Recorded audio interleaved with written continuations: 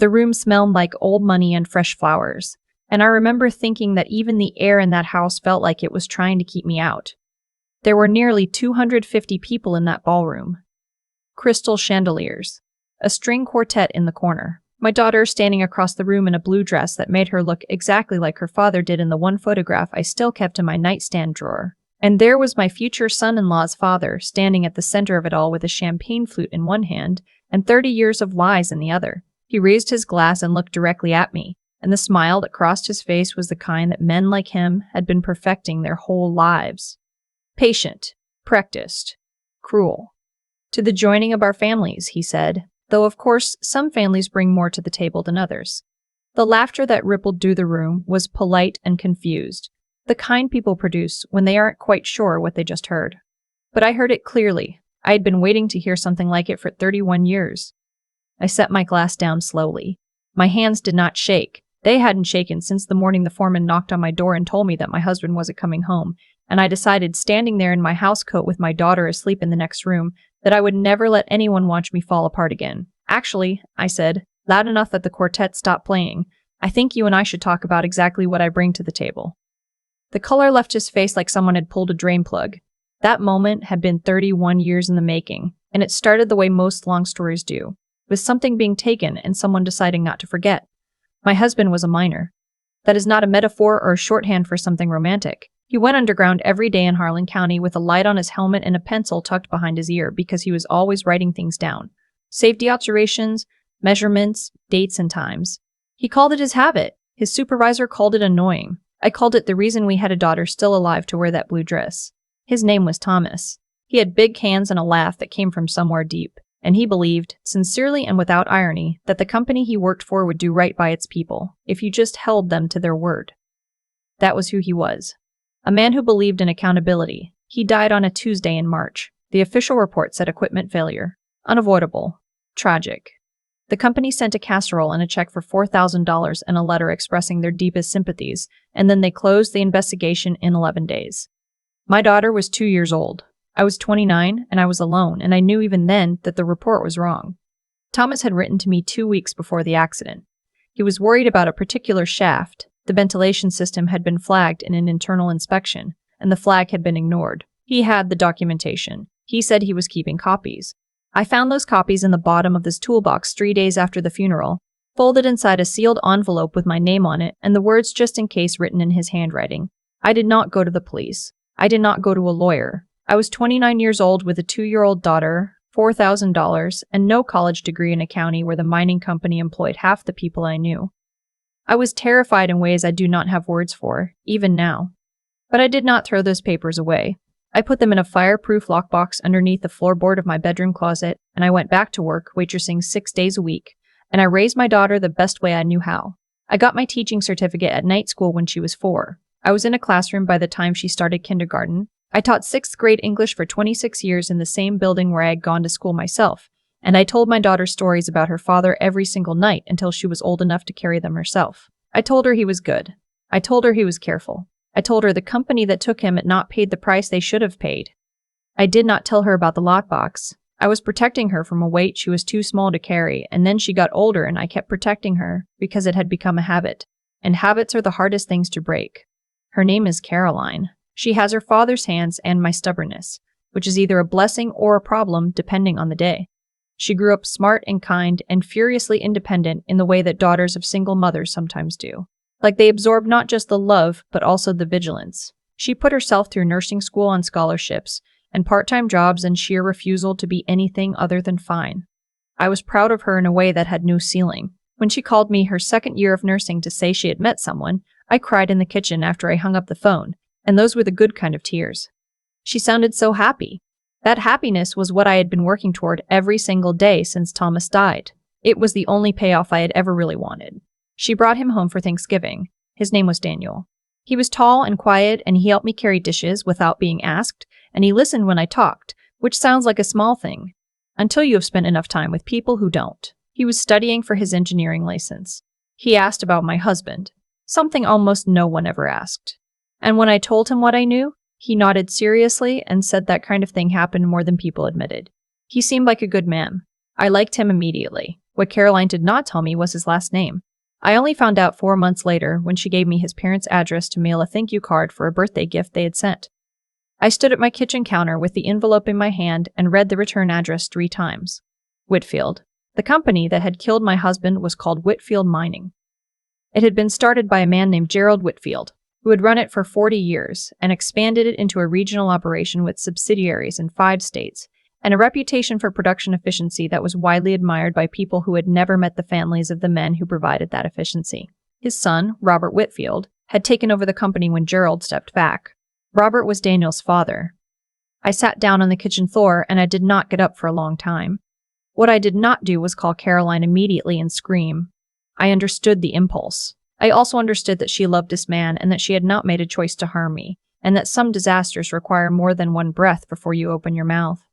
So I sat with it for 3 days, and then I drove to her apartment and I told her what I knew. The look on her face told me immediately that she already knew who his family was. I was going to tell you, she said. I needed you to know him first. I needed you to see that he isn't his father. He isn't that family. I asked her how long she had known. She couldn't hold my eyes when she answered. 8 months. She had found out 8 months ago when she looked up his family background after things got serious, and she had made the choice to wait. I want to be honest about what I felt in that moment, because I think people sometimes make grief and anger tidier in the telling than they were in the living. What I felt was not simply hurt. It was something older and colder, like the feeling of reaching for a wall in the dark and finding nothing there. My daughter had looked at a piece of information that fundamentally involved me, and she had decided on her own that I did not need to have it yet, that she would manage what I knew and when I knew it. That is a particular kind of loneliness, but I also looked at her face and saw the fear in it, and the love underneath the fear, and I understood that she had done something foolish out of a desire to protect something real. People do that. I had done a version of it myself for her entire childhood. I told her I needed time. I drove home, and I went to my closet and I took out the lockbox, and I opened it for the first time in over a decade. The papers were still there, yellowed at the edges, Thomas's handwriting on the cover sheet, careful and precise. The internal inspection report with the flagged ventilation issue. The dates. The signatures. The proof that someone had seen the problem and signed off on ignoring it. I was not a child anymore. I was 61 years old and I had spent 26 years teaching people how to read carefully, and I knew exactly what I was looking at and exactly who would want to see it. I made an appointment with an attorney in Lexington the following week, not because I thought I would win anything. Statutes of limitations are complicated, and I knew enough to know that legal certainty was not what I was chasing. I was chasing something else. I was chasing the moment when the truth would exist somewhere other than a lockbox under my floorboard. The attorney's name was Patricia, and she was thorough and honest, and she told me that while a civil case was unlikely after this much time, there were other avenues. Journalists, regulatory bodies that handled historical violations, organizations that documented corporate safety negligence. She knew several people. She made calls. Over the next 18 months, quietly and carefully, a network of people began assembling around those documents. A journalist at an investigative outlet in Louisville, a former Whitfield employee who had been waiting years for someone to come forward first, 2 of their families who had lost men in the same operation and always suspected the same things I suspected. I told none of this to Caroline. She and I had reached an understanding of sorts. A careful, tender détente where we both moved around the hurt and loved each other across it. She understood that I needed distance from Daniel's family while I processed what I was processing. She did not push. I did not explain. We were both waiting for the other side of something.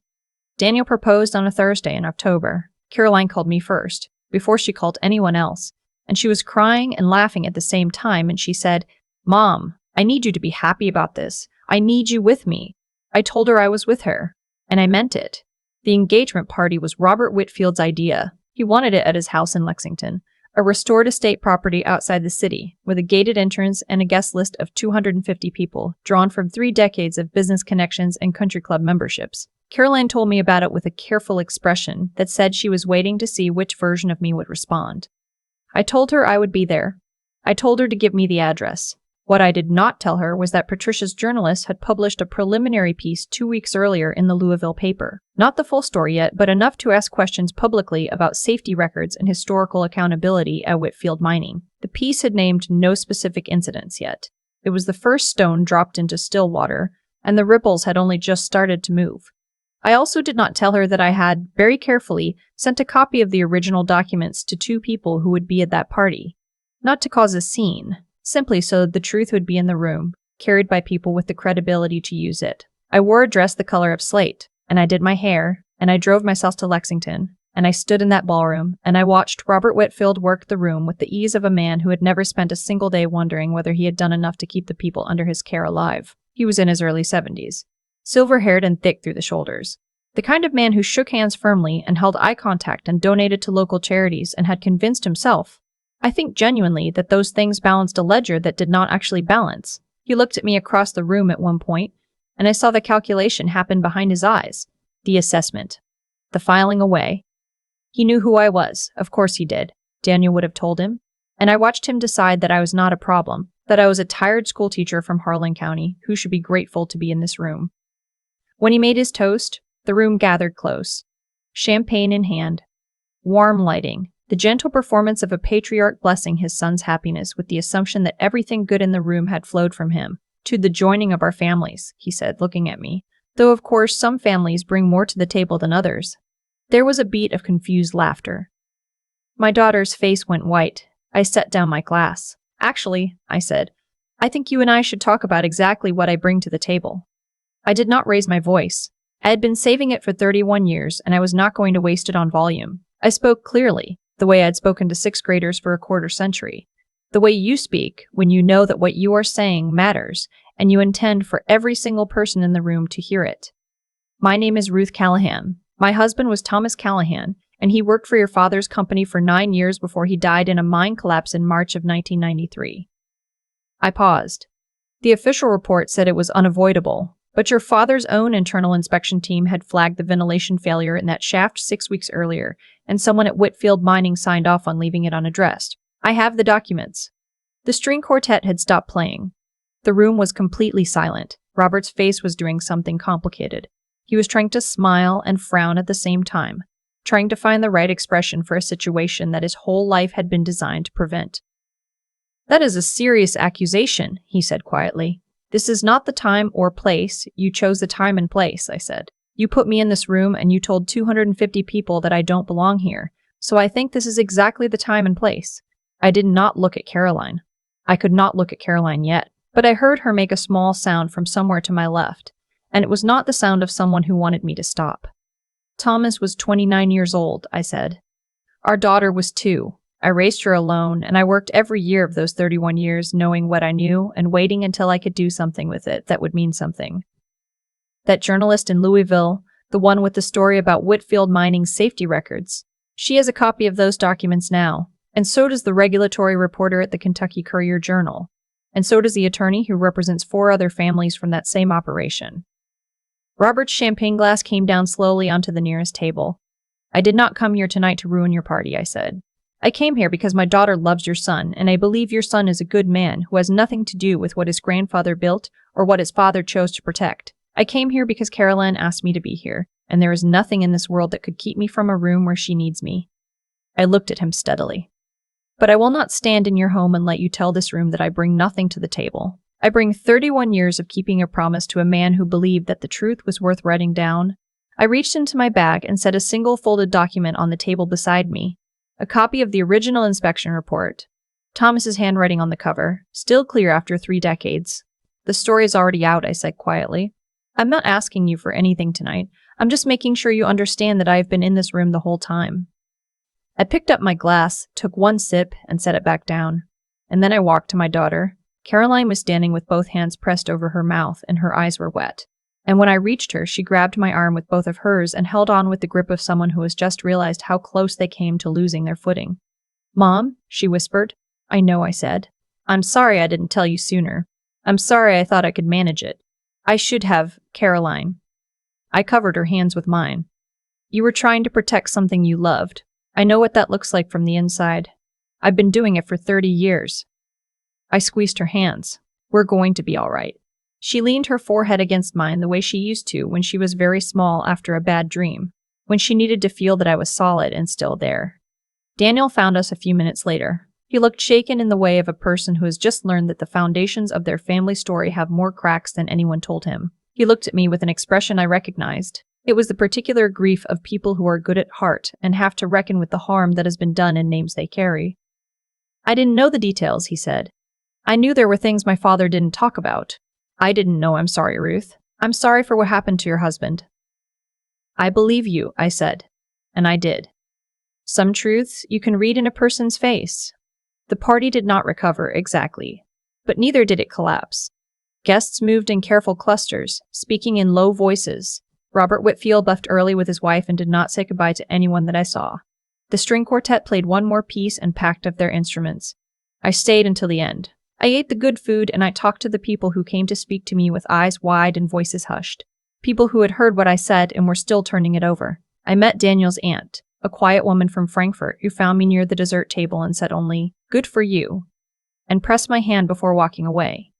Patricia called me the next morning. The Louisville piece was going to print its second installment in 10 days, this time with names and specific documentation. 2 of the other families had agreed to be quoted. A state regulatory body had requested the original documents. It was not going to undo what had been done. Thomas was not coming back, and no legal mechanism was going to give me back the years of raising Caroline alone. The years of being tired in ways I never admitted. The years of sleeping with a lockbox under my floorboard, and a promise I still owed a dead man. But accountability is not the same as repair. It is its own thing. And it matters. Caroline came to my house the Sunday after the party with Daniel and a bag of groceries, and she made us all dinner in my kitchen, and we ate together at the table where she had done her homework for 18 years. She told me she wanted to know everything about her father, not the version I had protected her with, but the real version, the full one, the man who wrote everything down because he believed that things worth knowing were worth keeping. I got out the photographs I had never shown her. Thomas at 22, just hired, proud in his work gear. Thomas and me at a church picnic the summer before she was born. Thomas at the kitchen table with papers spread out in front of him, penciled behind his ear, looking up at the camera with that expression he always had, slightly impatient but smiling, always smiling when it counted. Caroline held those photographs for a long time without speaking. He looks like someone I would have liked, Daniel said finally. He was someone everyone liked, I said. That was part of the problem. Men like that trust institutions more than they should, because institutions have never actually failed them before. I thought about Robert Whitfield signing whatever had needed to be signed to keep that shaft running on schedule. I thought about the way people convince themselves that the risk is manageable, that the odds are fine, that the cost-benefit analysis comes out on the right side. I thought about Thomas going underground with his pencil, and his good faith and his habit of writing things down. I was glad he had written them down. Caroline stayed that night. She slept in her old room in the same twin bed she had had since she was 7, and I sat in the hallway outside her door for a while, the way I used to do when she was small and had a fever, just listening to her breathe and being grateful for the sound of it, the particular gratitude of a mother who has had enough time with fear to understand exactly what the alternative to fear looks like. There is a photograph on my mantelpiece now, a new one from Caroline's wedding 5 months later, a small ceremony in the garden of a friend's farmhouse outside Lexington. Caroline in a dress the color of cream, Daniel beside her with both of her hands in his, and me at the edge of the frame with my face turned toward them, not at the camera. I look like what I am, a woman who has been paying attention for a long time and is still here to see the things she worked toward. Robert Whitfield issued a public statement 6 weeks after the party. His attorneys wrote it, which you could tell from the syntax, but the apology to the families was in there, qualified and careful and real enough to matter to someone who had been waiting for it. The regulatory process is ongoing. These things take time, which is the cruelest fact about accountability, that it operates on a schedule that has nothing to do with the schedule of grief. But the story is out. The documents exist somewhere other than my floorboard. The families have been named, and their men have been named, and the flagged inspection report from 1993 is a matter of public record now. Thomas wrote things down because he believed they were worth keeping. He was right. He was always right about that kind of thing. I carry his pencil in my bag now. I found it years ago in the same toolbox as the documents, still sharp, rolled into a cloth the way he always stored things he intended to use again. I thought about putting it in a shadow box somewhere and making it into a memorial object, but that didn't seem like him. He was not a man who kept things behind glass. He kept things in his pocket, ready, so I keep it in mine. Caroline calls me every Sunday. Daniel asks after me in the same careful, genuine way he asked after my husband at that first Thanksgiving. And I have come to understand that a person is not their family's worst chapter. None of us are. We are all carrying things we didn't choose, from people we loved or feared or both, and what we do with those things is the only part that actually belongs to us. I was 63 years old when I stood up in Robert Whitfield's ballroom and said what I had come to say. I do not wish I had done it sooner, because I don't think sooner would have worked the way it needed to work. Truth requires infrastructure. People who will carry it, records that will hold it, the right moment when the room is full enough to hear it. I spent 31 years building that infrastructure one quiet piece at a time. My daughter is happy. My husband's name is in print in a way that means something. I sleep without the lockbox now. Some tables you spend your whole life earning a seat at, and some tables, you realize eventually, were never the point. The point was the work you did in the meantime, and the person you raised, and the promise you kept to a man who believed that the things worth knowing were worth writing down. He was right. He was always right about that.